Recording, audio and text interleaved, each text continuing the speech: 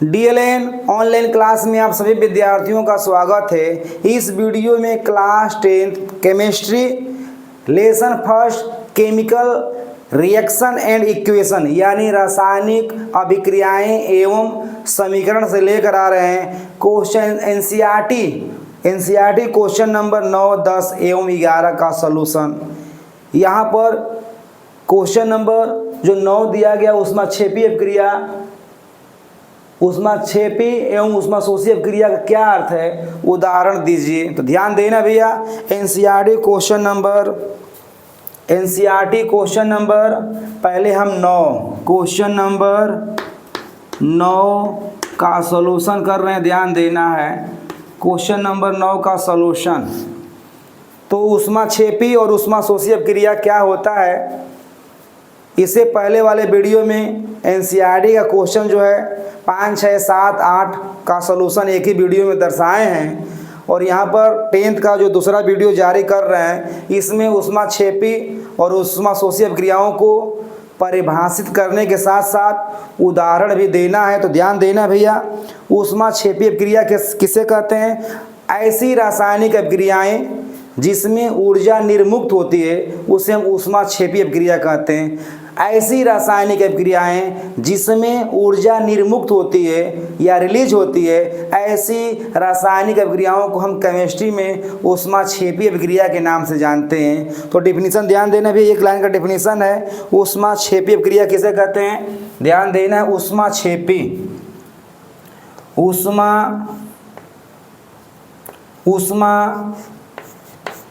क्षेपी जिसे हम बोलते हैं एक्सोथर्मिक ऊष्मा क्षेपी अभिक्रिया। ऊष्मा क्षेपी अभिक्रिया क्या होता है भैया? ऊष्मा क्षेपी अभिक्रिया जिसे हम बोलते हैं एक्सोथर्मिक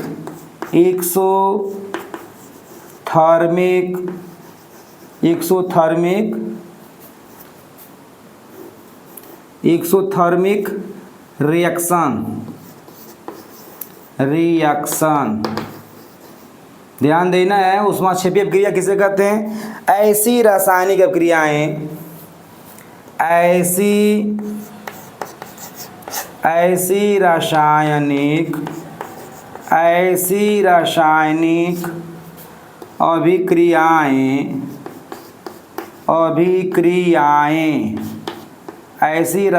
अभिक्रियाएं जिसमें ऊर्जा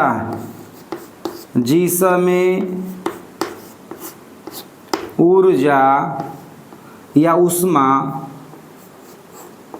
ऐसी रासायनिक अभिक्रियाएं जिसमें ऊर्जा या ऊष्मा निर्मुक्त होती है, निर्मुक्त यानी रिलीज, निर्मुक्त होती है, ऊष्मा क्षेपी अभिक्रियाएं कहलाती हैं। ऊष्मा क्षेपी अभिक्रिया कहलाती है। ऊष्मा क्षेपी अभिक्रिया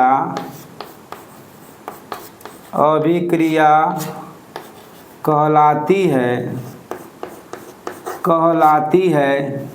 इसका एग्जाम्पल लेकर आ रहे हैं भैया, ध्यान देना है। ऊष्मा क्षेपी अभिक्रिया किसे कहते हैं? ऐसी रासायनिक अभिक्रियाएं जिसमें अभिकारकों के संयुक्त होने की प्रक्रिया में ऊर्जा निर्मुक्त होती है, उसे क्या कहते हैं? ऊष्मा क्षेपी अभिक्रिया कहते हैं। ध्यान देना भैया, ऊष्मा क्षेपी अभिक्रिया का एग्जाम्पल लेकर आ रहे हैं, ध्यान देना है। जैसे ऊष्मा क्षेपी में लेते हैं हम लोग CaOH का होल ट्वाइस। ध्यान देना भैया, ऊष्मा क्षेपी अभिक्रिया में ऊर्जा क्या होता है? रिलीज होता है। हम लोग मार्केट से जाते हैं, जिंदा चूना ला देते हैं और जिंदा चूना लाने के बाद क्या करते हैं भैया? उसको ठंडे पानी में डालते हैं तो क्या होता है? परस्पर अभिक्रिया होता है और ऊष्मा निकलता है हीट के रूप में। ध्यान देना है, तो जिंदा चूना का फार्मूला होता है CaO, जिसे हम बोलते हैं जिंदा चूना या कैल्शियम ऑक्साइड बोलते हैं भैया। क्या बोलते हैं? कैल्शियम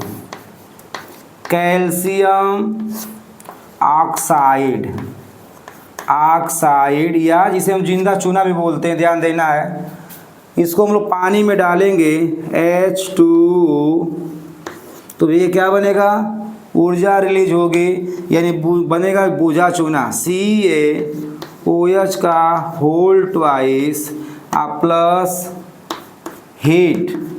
क्या भैया, हीट। अगर हम लोग थर्मामीटर के द्वारा नापेंगे तो यहाँ पर टेम्परेचर वो क्या होगा, बढ़ा हुआ दिखाई देगा, बढ़ा हुआ ज्ञात होगा। तो ये ऊष्माक्षेपी का एग्जाम्पल है, ये कैल्शियम हाइड्रोक्साइड है, कैल्शियम हाइड्रोक्साइड। तो ये रहा, ये ऊष्माक्षेपी का एग्जाम्पल एक हुआ नंबर 1।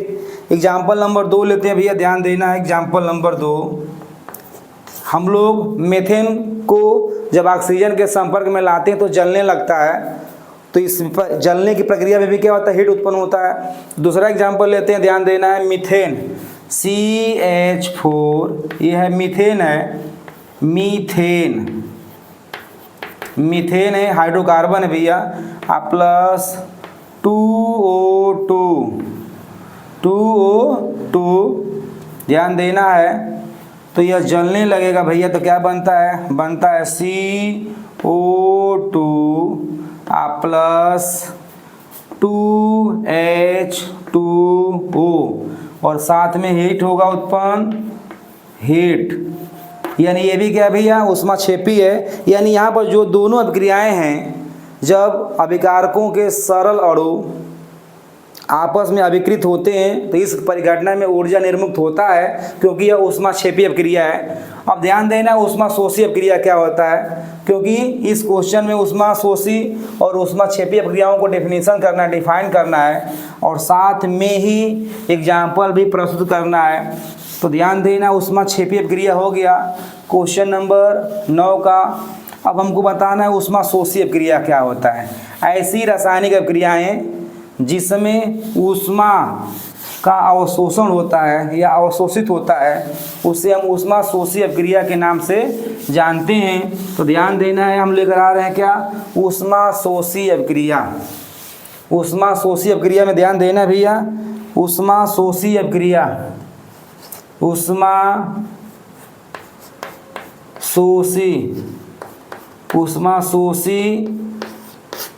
अभिक्रिया,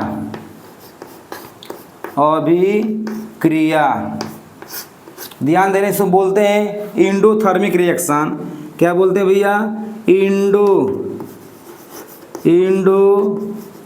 इंडोथर्मिक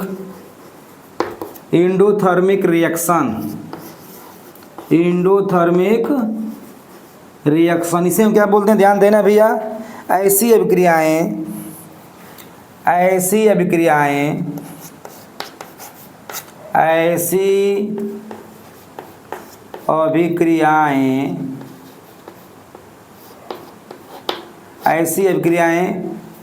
जिसमें ऊष्मा, अभिक्रियाएं जिसमें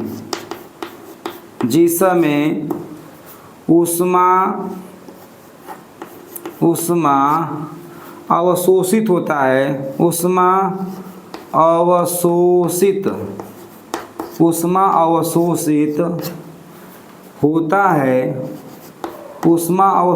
होता है, ऊष्माशोषी अभिक्रिया कहलाती है।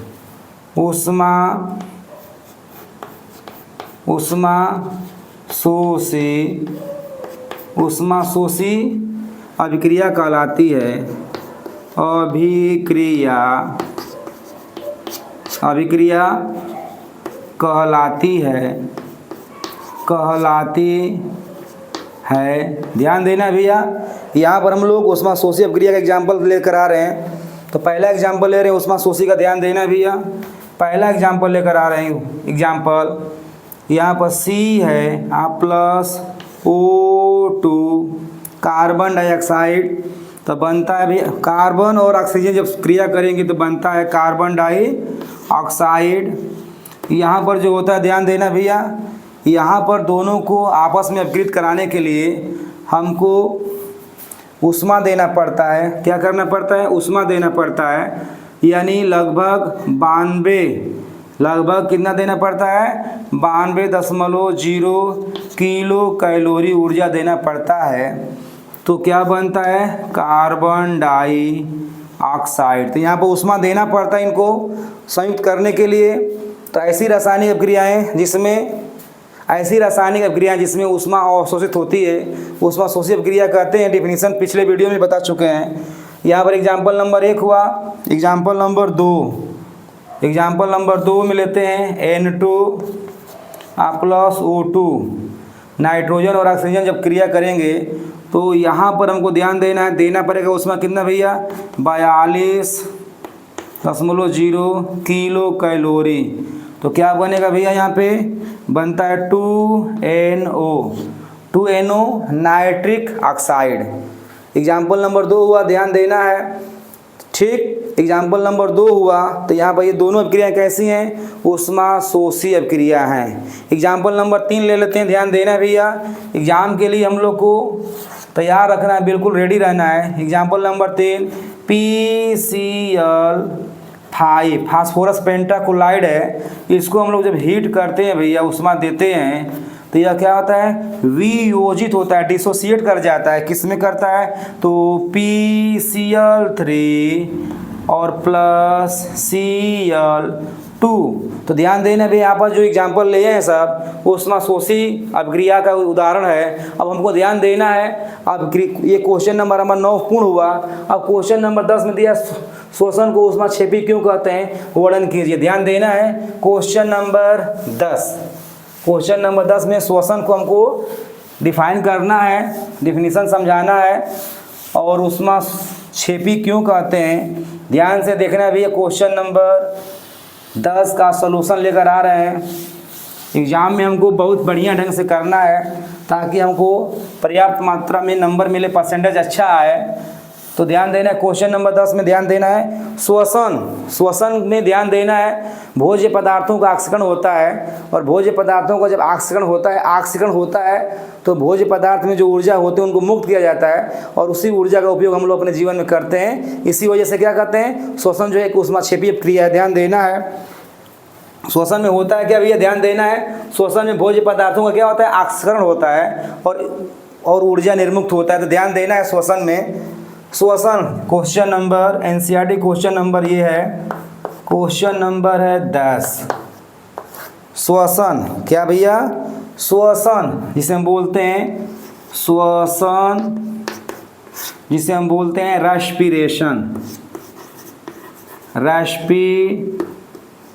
रेशन सिद्ध करना है कि ये ऊष्माक्षेपी प्रक्रम में होता है, क्योंकि क्वेश्चन दिया श्वसन को ऊष्माक्षेपी क्यों कहते हैं, वर्णन कीजिए।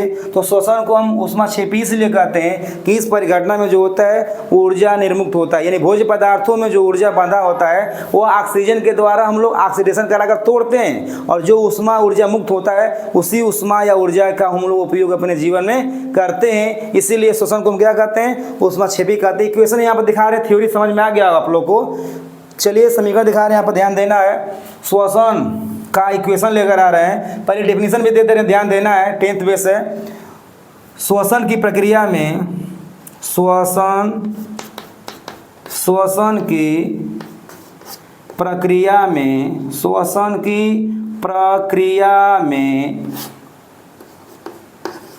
भोज्य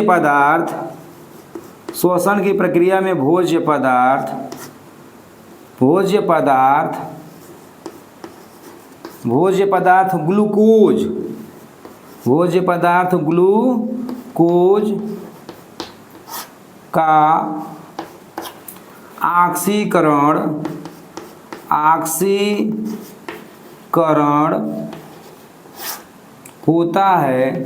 ऑक्सीकरण होता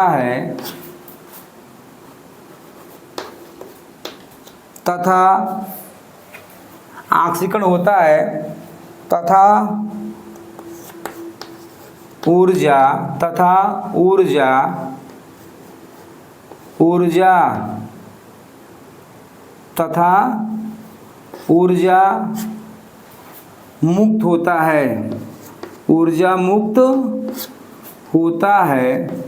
ऊर्जा मुक्त होता है। इसी कारण इसी कारण श्वसन को ऊष्माक्षेपी, इसी कारण श्वसन को ऊष्माक्षेपी कहा जाता है। ऊष्माक्षेपी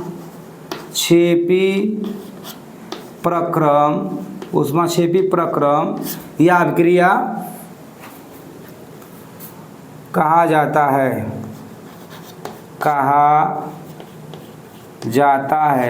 तो ये ध्यान देना भैया, यानी यहाँ पर श्वसन की प्रक्रिया में भोज्य पदार्थ ग्लूकोज का ऑक्सीकरण होता है तथा ऊर्जा मुक्त होती है, इसी कारण श्वसन को हम ऊष्माक्षेपी प्रक्रम कहते हैं। इसका समीकरण लेकर आ रहे हैं भैया, ध्यान देना, समीकरण इक्वेशन लेकर आ रहे हैं। C6H12O6 ये है भैया ग्लूकोज है, ये है ग्लूकोज। हम लोग वायुमंडल से क्या लेते हैं भैया, ऑक्सीजन लेते हैं। क्या लेते हैं, ऑक्सीजन 6O2। तो यहाँ पर क्या होता है, भोजन का ऑक्सीडेशन कराया जाता है, ऑक्सीडेशन जिसे हम बोलते हैं ऑक्सीकरण।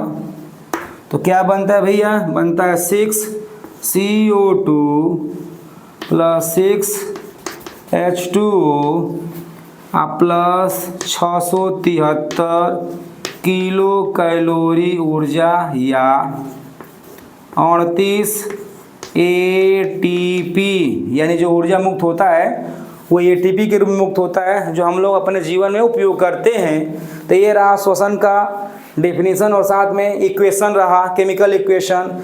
और क्वेश्चन नंबर 10 आ रहा है कि वियोजन अभिक्रिया को संयोजन अभिक्रिया के विपरीत क्यों कहा जाता है, इन अभिक्रियाओं के लिए समीकरण भी लिखिए। तो ध्यान देना भैया, वीडियो में हम डेफिनेशन दे चुके हैं कि वियोजन अभिक्रिया में जो होता है, एक बड़े यौगिक को दो भागों में तोड़ा जाता है,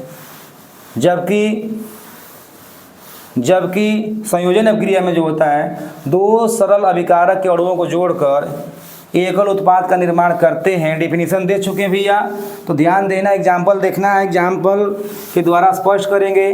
तो पहले इसका डेफिनेशन दे रहे हैं, इसके बाद इसका हम एग्जाम्पल भी देंगे।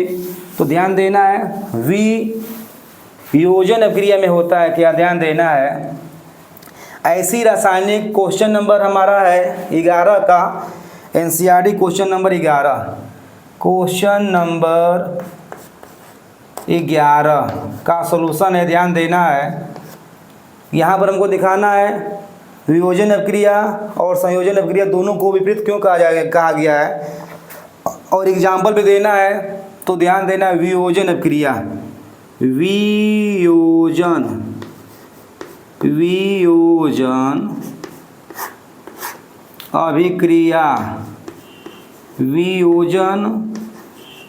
अभिक्रिया जिसे हम बोलते हैं डिसोसिएशन रिएक्शन। क्या बोलते हैं भैया,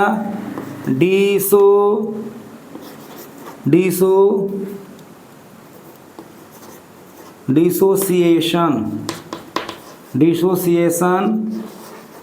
रिएक्शन।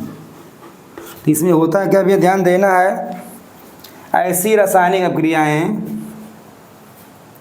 या वे अभिक्रियाएं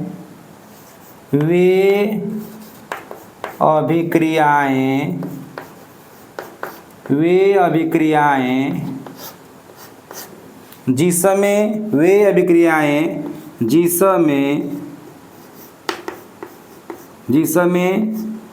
जटिल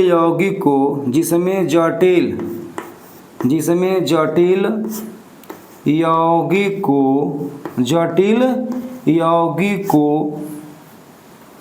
दो या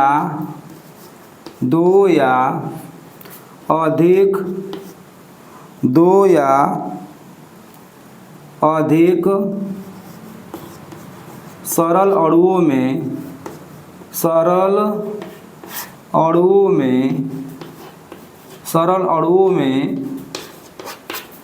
विभाजित किया जाता है, सरल अणुओं में विभाजित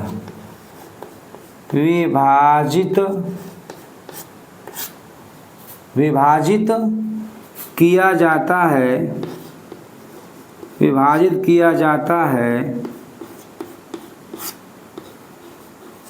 विभाजित किया जाता है, वियोजन अभिक्रिया कहलाता है। वियोजन, वियोजन अभिक्रिया कहलाता है। अभिक्रिया, अभिक्रिया कहलाता है, कहलाता है। तो ध्यान देना भैया, इसका एग्जाम्पल लेकर आ रहे हैं।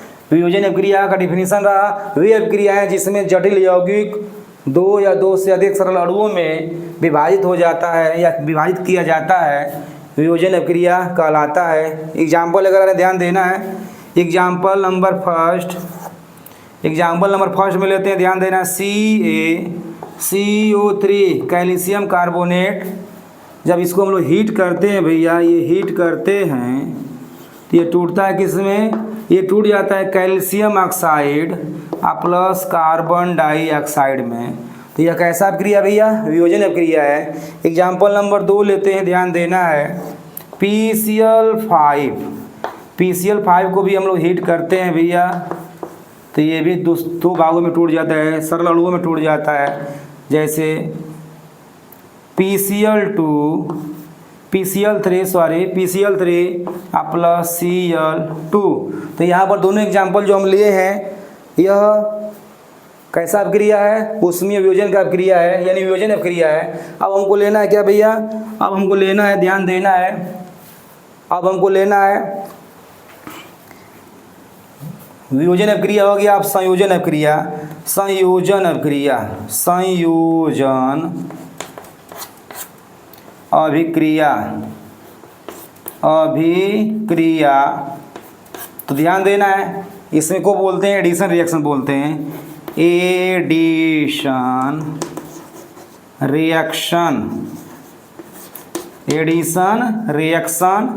इसमें ध्यान देना भैया, ऐसी अभिक्रियाएं या वे अभिक्रियाएं, वे अभिक्रियाएं, वे अभिक्रियाएं, अभिक्रियाएं जिसमें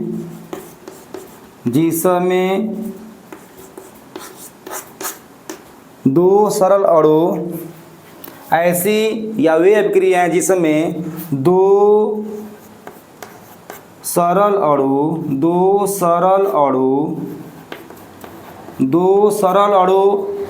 परस्पर संयुक्त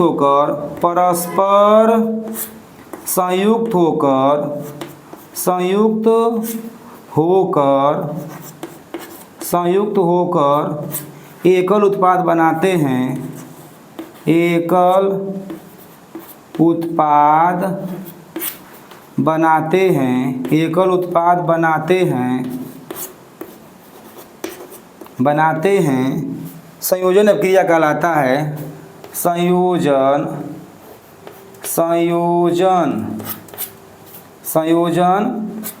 अभिक्रिया कहलाता है,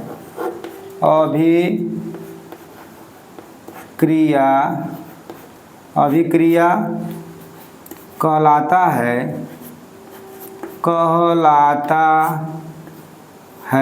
एग्जाम्पल लेकर आ रहे हैं, ध्यान देना भैया।